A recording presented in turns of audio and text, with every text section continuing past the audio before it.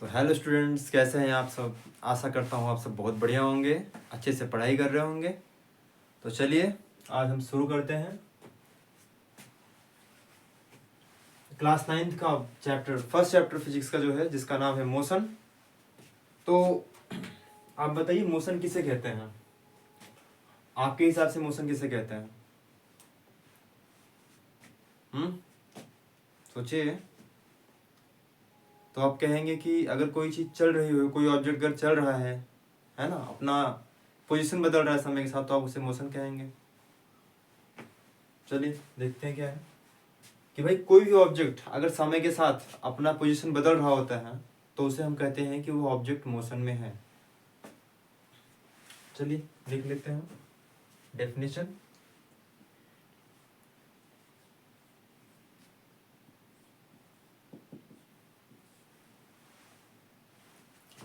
Motion परिभाषा क्या है भैया?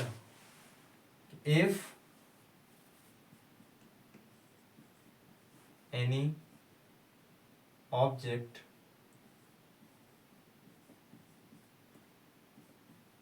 changes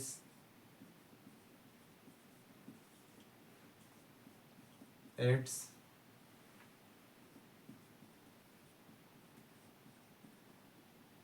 पोजीशन, यानी कि अगर कोई ऑब्जेक्ट क्या कर रहा है, अपना पोजीशन चेंज कर रहा है। कैसे? विथ रिस्पेक्ट टू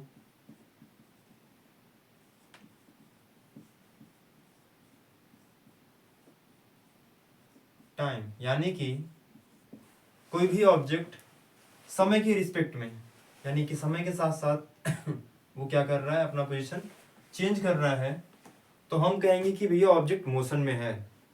ठीक है। अब यानी कि जैसे कि आप देखते हैं कि हमारी अर्थ मोशन करती है, तभी हम देख पाते हैं कि दिन हो रही है या फिर रात हो रहा है। ये जो परिघटनाएं होती हैं, ये जो फिनोमिनन्स होते हैं, ये अर्थ के मूवमेंट के कारण ही होते हैं। ठीक। अब हम बात करते हैं कि स्टेट्स, यानी कोई ऑब्जेक्ट में क्या होता है, स्टेट ऑफ मोशन कितने तरह के होते हैं। तो ऑब्जेक्ट में दो तरह के स्टेट ऑफ मोशन होते हैं। फर्स्ट क्या है, स्टेट ऑफ रेस्ट, यानी कोई भी ऑब्जेक्ट क्या करे, दो तरह के स्टेट को दिखाता है। फर्स्ट है state of rest and second है स्टेट ऑफ मोशन। ठीक है, देखते हैं। फर्स्ट है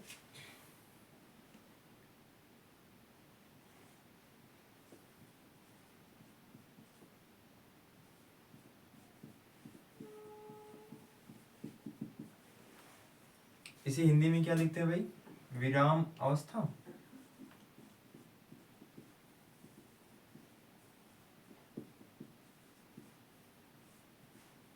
या फिर रुकी हुई अवस्था बोल सकते हैं आप। बोलते भाई यदि कोई भी ऑब्जेक्ट एक समय के साथ, यानी कि बदलते, अगर समय चेंज हो रहा है तो अपना पोजीशन चेंज ना करें, और किसी रुकी हुई ऑब्जेक्ट के पॉइंट ऑफ व्यू से, है ना, तो क्या लिखेंगे कि if any object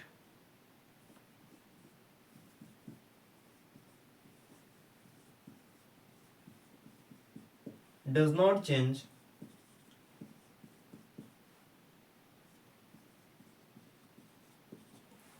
its position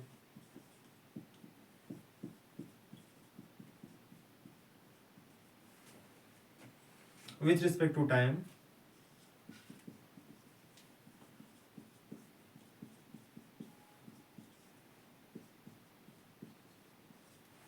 and, यानी कि if any object does not change its position with respect to time with respect to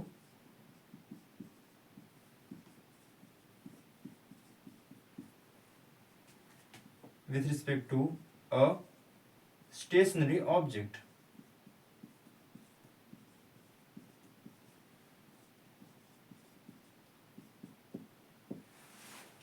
यानी कि अगर कोई ऑब्जेक्ट, हमारे हिंदी मीडियम वाले छात्रों के लिए क्या है, ऑब्जेक्ट मीन्स क्या होता है, सबको पता होना चाहिए, वस्तु, है ना। अगर कोई ऑब्जेक्ट क्या कर रहा है, does not change its position with respect to time, समय के साथ अपनी पोजीशन को, पोजीशन का मतलब क्या होता है, स्थिति। पोजीशन मीन्स क्या होता है भाई, स्थिति। अगर कोई ऑब्जेक्ट समय के साथ अपनी स्थिति को ना बदल रहा हो और with respect to stationary object, तो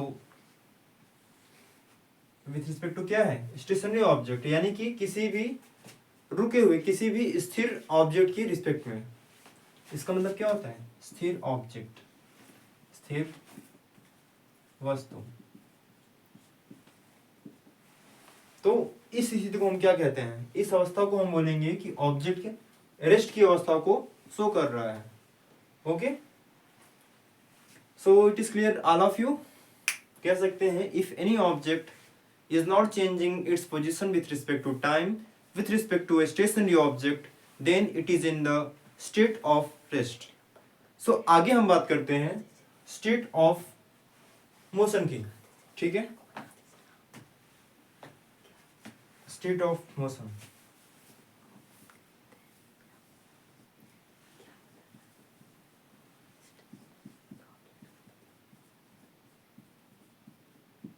यानी कि इसका मतलब क्या होता है, हिंदी वाले हमारे हिंदी मीडियम वाले क्या लिख लेंगे भाई, गति की अवस्था। तो स्टेट ऑफ मोशन, गति की अवस्था।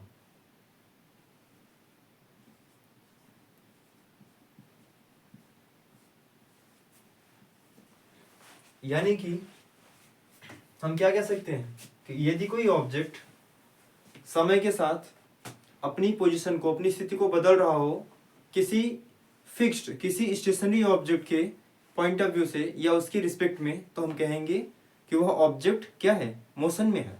सो लिख लीजिए कि if any object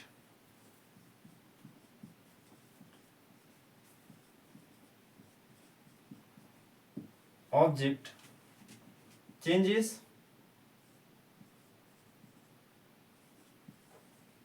its position with respect to time, with respect time, यानी कि अगर कोई ऑब्जेक्ट अपना पोजीशन चेंज कर रहा है समय की रिस्पेक्ट में एंड विथ रिस्पेक्ट टू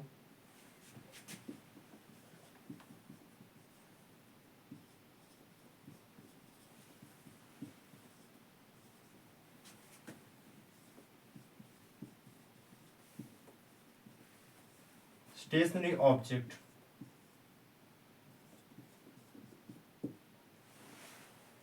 तो आप लोगों को समझ में आया कि अगर कोई ऑब्जेक्ट क्या कर रहा है, अपनी पोजीशन को चेंज कर रहा है समय के साथ, यानी विथ रिस्पेक्ट टू टाइम,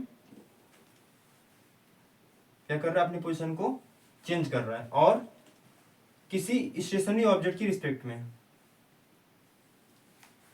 तो हम कहेंगे कि ऑब्जेक्ट क्या है, गति की अवस्था को दिखाता है या फिर स्टेट ऑफ मोशन को शो करता है, रिप्रेजेंट करता है। क्या इतनी सी बात आपको क्लियर हो गई? इतने में हमने अभी पढ़ा मोशन क्या होता है, कि भाई अगर कोई ऑब्जेक्ट अपनी पोजीशन को चेंज करे समय के साथ तो हम बोलते हैं ऑब्जेक्ट मोशन में है। और उसके बाद हमने देखा कि कोई भी ऑब्जेक्ट है ना, ऑब्जेक्ट कितने तरह की स्टेट्स को दिखा सकता है। तो सिंपल सी बात है, ये कोई भी ऑब्जेक्ट है तो वो दो तरह की स्टेट को ही दिखाएगा, दो तरह की ही अवस्था को दिखाएगा, या तो स्टेट ऑफ रेस्ट को दिखाएगा या तो स्टेट ऑफ मोशन को दिखाएगा। ठीक है, अगर पूछा गया आपसे कि भाई स्टेट ऑफ रेस्ट क्या होता है, तो आप कहेंगे कि अगर कोई object, if any object, state of rest की बात कर रहा हूं मैं, ओके।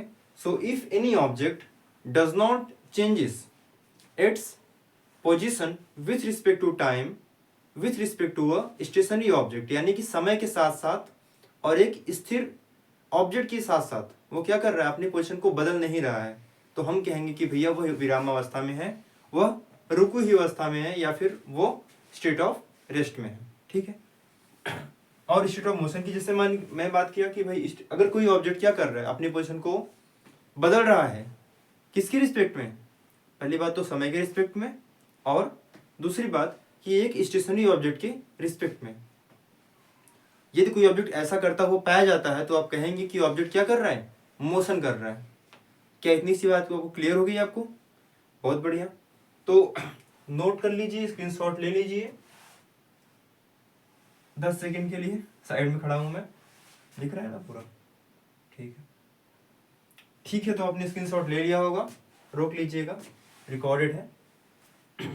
अब हम बात करेंगे कि एक मोशन को किस तरीके से डिस्क्राइब कर सकते हैं, किस तरीके से बता सकते हैं। ठीक है, तो मैं इरेज कर देता हूँ इसे।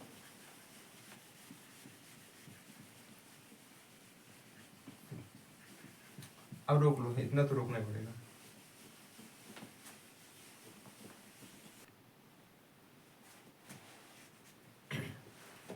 तो आपने भी मोशन के बारे में और कोई भी ऑब्जेक्ट के जो स्टेट्स हो सकते हैं, state of motion, state of rest के बारे में आपने सीख लिया है।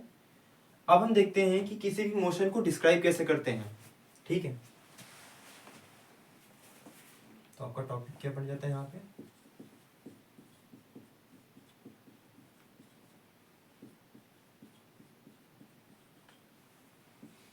Describing motion. तो मोशन को डिस्क्राइब करने के लिए हमको एक पॉइंट की जरूरत पड़ती है। ठीक है, उस पॉइंट को हम कहते हैं पॉइंट ऑफ रेफरेंस, या फिर रेफरेंस पॉइंट भी हम बोल लेते हैं उसे। ठीक है, मान लीजिए कि आपको बताना है कि आपका घर जो है, मतलब किसी ने पूछा कि आपका घर भाई कितनी दूर है, तो आप कैसे बताओगे कि भाई, आप जैसे मान लो कि आपके घर के अगल बगल कुछ एक पॉइंट आप चुनोगे, आप कहोगे कि कोई एक फेमस कोई भी प्लेस ले लोगे। मान लो कि कोई रेलवे स्टेशन आपने ले लिया, आपने कहा कि मेरा घर फला फला रेलवे स्टेशन से जो है 5 किलोमीटर उत्तर की तरफ पड़ जाता है। इसका मतलब क्या हुआ कि आपने जो रेलवे स्टेशन लिया है वह क्या है? Railway station he point of reference या फिर रेफरेंस पॉइंट है। ठीक है, और तो रेफरेंस पॉइंट को हम क्या कहते हैं? ओरिजिन कहते हैं। ठीक है, तो यानी यहीं से अगर हम बात करेंगे कोऑर्डिनेट ज्योमेट्री की, अभी हम इसमें कोऑर्डिनेट ज्योमेट्री में कर रहे होंगे मोशन को, तो जो रेफरेंस पॉइंट होगा यानी कि जो ओरिजिन होगा, वहां से किसी भी डिस्टेंस को मापना शुरू करते हैं हम। ठीक है, लिख लीजिए।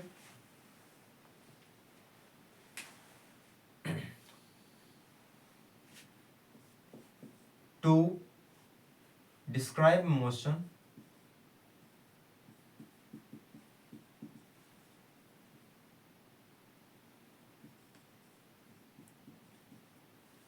we need a point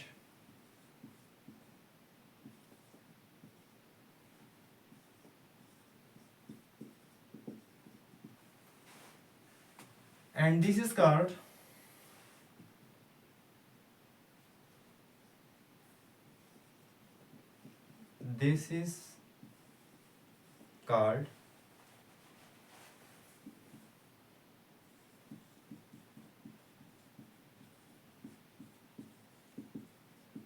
reference point.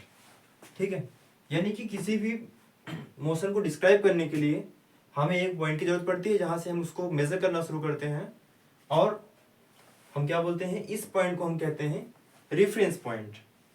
ठीक, और इस रेफरेंस पॉइंट को हम क्या कहते हैं? ओरिजिन भी कहते हैं। लिख लीजिए, this reference point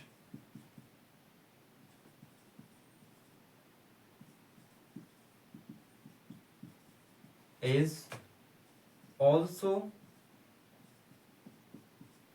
called origin। तो क्या कहते हैं कि हम इस रेफरेंस पॉइंट को हम ओरिजिन भी कहते हैं। ओरिजिन तो समझते ही हैं आप, ओरिजिन क्या होता है कि जहां से हम किसी भी डिस्टेंस को मेजर करना शुरू करते हैं। जैसे मान लीजिए कि आपने जैसे पढ़ा होगा कोऑर्डिनेट ज्योमेट्री में, है ना, ये x कोऑर्डिनेट होते हैं और ये y कोऑर्डिनेट होते हैं। तो यहां ये जो पॉइंट होता है ना, इसी को हम क्या बोलते हैं? ओरिजिन। ठीक है, यानी ओरिजिन वह प्लेस होता है जहां से हम किसी भी डिस्टेंस को मेजर करने का शुरुआत करते हैं। ठीक है, तो आशा करते हैं कि यहाँ तक की चीजें आपको बहुत ही बढ़िया से समझ में आई होंगी, और इसके आगे की चीजों को हम कल कंटिन्यू कर रहे होंगे। ठीक है, धन्यवाद।